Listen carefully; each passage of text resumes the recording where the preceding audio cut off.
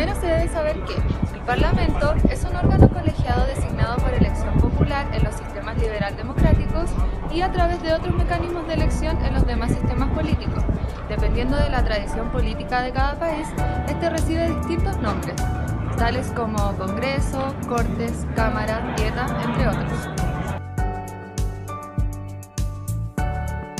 Su principal función es legitimar las grandes políticas orientadas a regular los conflictos de carácter colectivo. Su carácter electivo se justifica por la condición representativa que tienen sus miembros. Esto quiere decir que el Parlamento se compone de delegados que expresan demandas y negocian en representación de sus conciudadanos, quienes los han elegido para ello. La composición de un Parlamento se renueva periódicamente y de forma regular. El periodo en el que se desempeñan los miembros que son elegidos constituye una legislatura, la cual varía de acuerdo con el sistema electoral existente en cada país. El Parlamento constituye el espacio público donde se enfrentan las pretensiones, es decir, los propósitos de cada uno de los grupos de la comunidad, con el fin de llegar a tomar decisiones que sean aceptables por la mayoría. Segundo, las leyes que el Parlamento aprueba deben ser las que el Ejecutivo debe poner en práctica y el Tribunal debe de interpretar en caso de discrepancias. Tercero, una de las funciones del Parlamento es el control del Ejecutivo, que puede ser a través de las siguientes vías de influencia. Puede aprobar o rechazar las propuestas legislativas del Ejecutivo. Aprueba el presupuesto de ingresos y de gastos que el Ejecutivo deberá respetar en cada uno de sus ejercicios, es decir, para desarrollar cada política pública, e interviene, según cada país, de forma directa o indirectamente, en la designación de altos cargos institucionales, como por ejemplo en los cargos del Tribunal Constitucional, del Tribunal de Cuentas y por último en autoridades independientes como por ejemplo la radio televisión pública.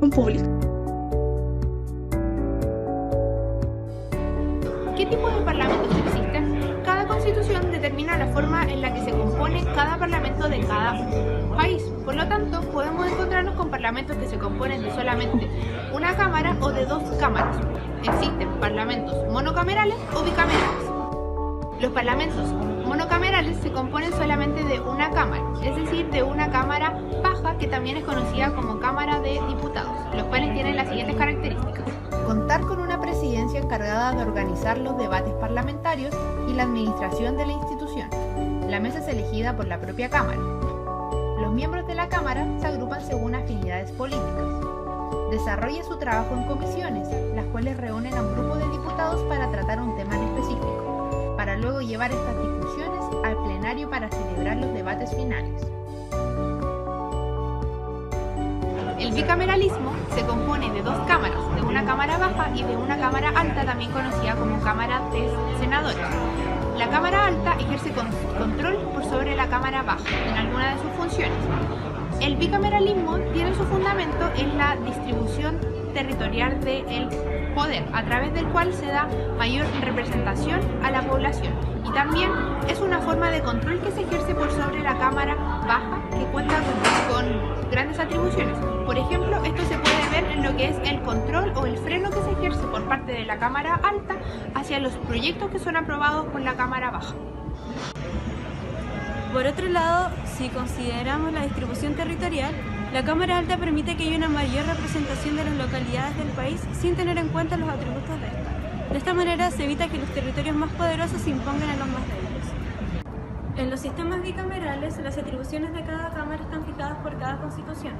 Cuando las atribuciones son las mismas, se habla de un bicameralismo simétrico. Cuando las atribuciones son distintas, se habla de un bicameralismo asimétrico. Como ejemplo del bicameralismo simétrico podemos mencionar el Parlamento italiano, el cual goza de una cámara alta y una baja con iguales atribuciones. Por otro lado, también encontramos un bicameralismo asimétrico en España, donde la cámara baja tiene mayores atribuciones que la cámara alta. La primera, una cámara de representación popular, mientras que la segunda es de representación territorial.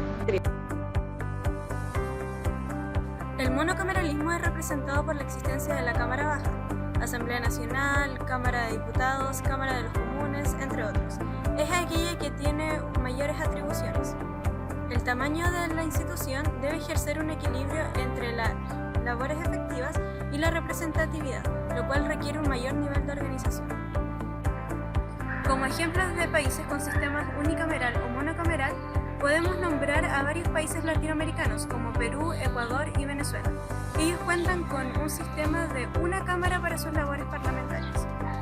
También podemos mencionar a Finlandia y Grecia como países que cuentan con un sistema unicameral.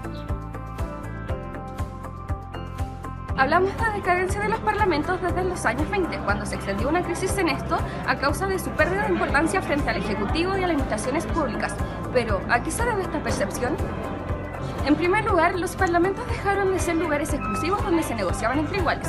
Es decir, que en ese entonces había una forma de gobierno donde el poder residía en las manos de unos pocos y de la cual generalmente son pertenecientes a una misma clase o estrato social, a los cuales se fueron denominando oligarcas.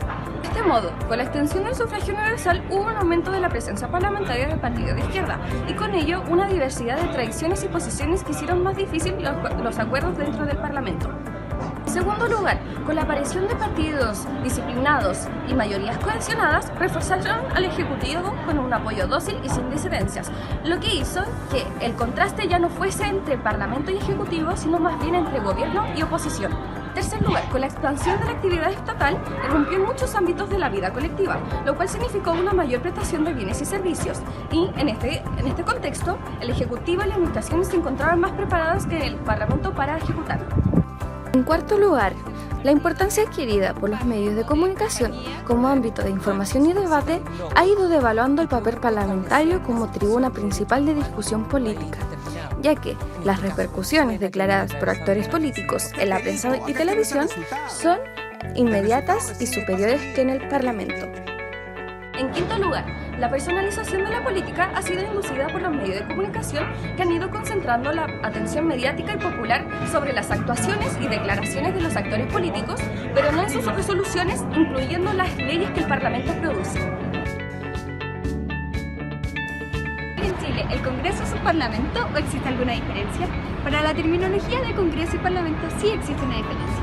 Y esta radica principalmente en que el Parlamento es el cuerpo legislativo en el cual el jefe de gobierno es elegido por este mismo poder, como en el caso de Reino Unido. A diferencia del Congreso, que es el cuerpo legislativo por el cual el jefe de gobierno es elegido de forma independiente. Este caso lo tenemos acá, en Chile, nuestro país.